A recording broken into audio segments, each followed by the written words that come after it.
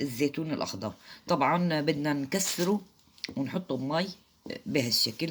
أنا خليت كام حبة، يعني أي شيء عندك بالبيت هيك بطئية بهالشكل مو أكتر، مثل ما شايفين.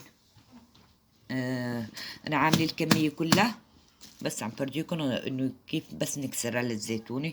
طبعا بدنا نحطهم بمي على 3 أيام، بنكب المي عليهم. وهلا بدنا نفرجيكم طريقة الكبس. وهلا حبايب قلبي إنها تقريبا 3 أيام غيرنا ميتهم وملحهم مثل ما شايفين. هلا بدنا نحط لهم المكونات. طبعا أنا عاملة جزر مقطع بدي أحطه بقلب الزيتون، فلفل أحمر وأخضر، طبعا الليمون أساسي. هذا كله بدنا نخلطه وبعدين بدنا نعبيه بمطربانات. وطبعا أهم شيء زيت الزيتون. بدك تحطي لك قريب تقريبا كاسة. هذا الزيت مثل ما شايفين، ملاحظين هذا زيت زيتون عملته على ايدي. هلا هيك تمام، هلا هيك بكفي. هلا بدنا نحركه، بدنا نعمل المحلول ونعبيهم بمطربانات ونحطه. مثل ما شايفين المنظر بشهي. فينك تعمليه سادة، وفينك اذا عندك زعتر كمان بتحطي زعتر بري اخضر، بس انا ما لقيت زعتر حطيت بهالطريقه الفلفل، الليمون، الفلفل. ولا حبايب قلبي بدنا نعبيهم ونعمل المحلول قدامكم. ولا حبايب قلبي مثل ما شايفين بدنا نعبي الكميه بهذا المطربان الكبير. طبعا بدي اعبي الكميه كلياتها.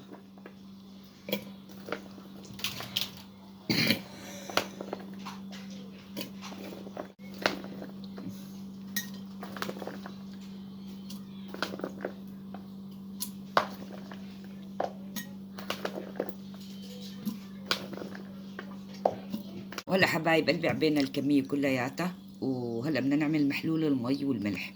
طبعا انا حاطه هون 4 كاسات كبيره مي. بدي احط لهم كل كاسة مي بدي كاسة، وبدي معلقة ونص ملح. بدنا نفرجيكم.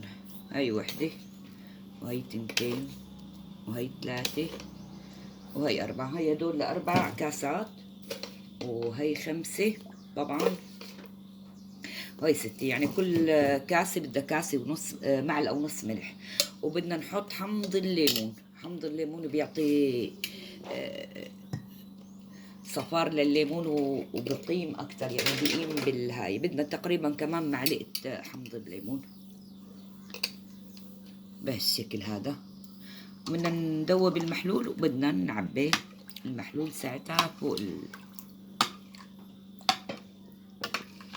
ولا حبايب قلبي شنيت المحلول مزبوط ودقت كتير الملح ممتاز. طبعا بدنا نعبيه للدم.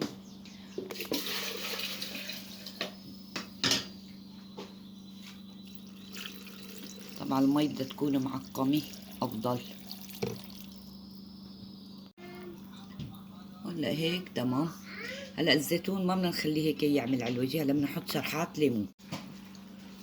هاي الكمية الثانية البقية هدول تقريبا 4 كيلو زيتون. هدول حبايب 4 كيلو زيتون، يعني طلعوا كمية ما شاء الله منيحة البركة. هلا هيك تمام. هلا بنحط شرحات الليمون وبدنا نرد نضيف زيت على وجههم. وهلا بدنا نحط تقريبا معلقتين لانه حطينا كمية منيحة بقلبهم. هلا هيك تمام بكفي وزيادة.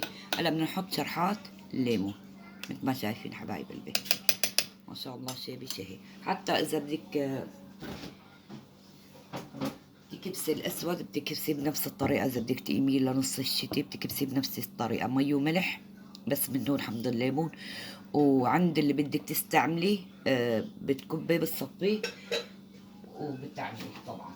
هلا هيك بدنا نحط نغطي الزيتون مشان ما بتعرفوا انتو بده تسود حبة الزيتون، فلذلك بنغطيه بشرحات ليمون بهالشكل.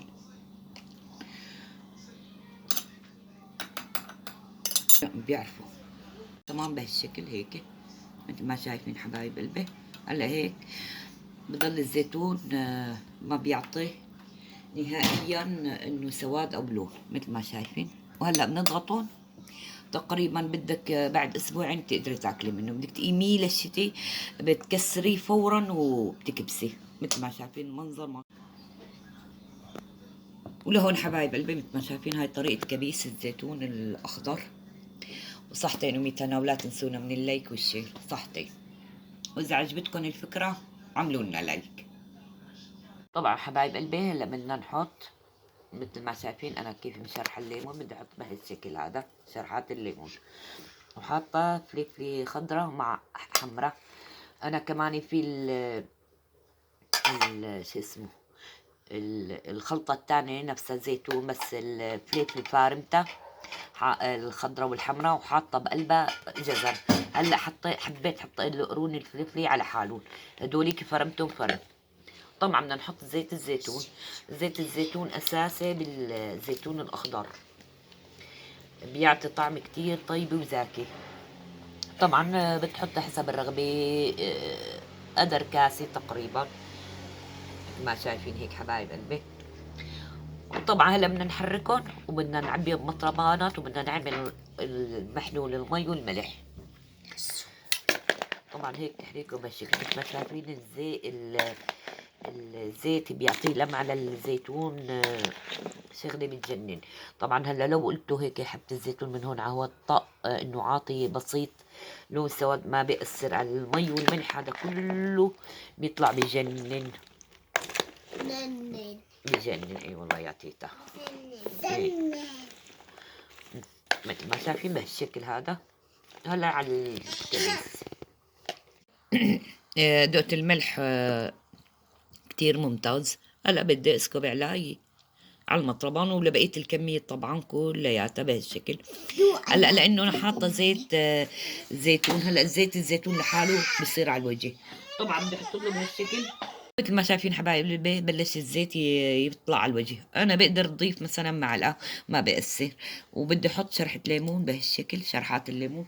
يعني انا هيك تمام. بدي اغطيه شرحات الليمون بهالشكل بهذا الشكل هذا.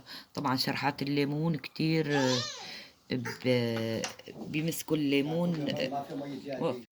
ولا هيك. طب حبايب قلبي مثل ما شايفين غطسناه بالليمون. هلا بنغطيه ومنقيمه تقريبا بده بين 20 يوم ليستوي تقدري تاكلي منه. وصحتين وميتنا، ولا تنسونا من اللايك والشير. طبعا بدي فرجيتكم الطريقتين، الطريقه بالجزر والفلفل المترومي والليمون، وفرجيناكم طريقه بالفلفل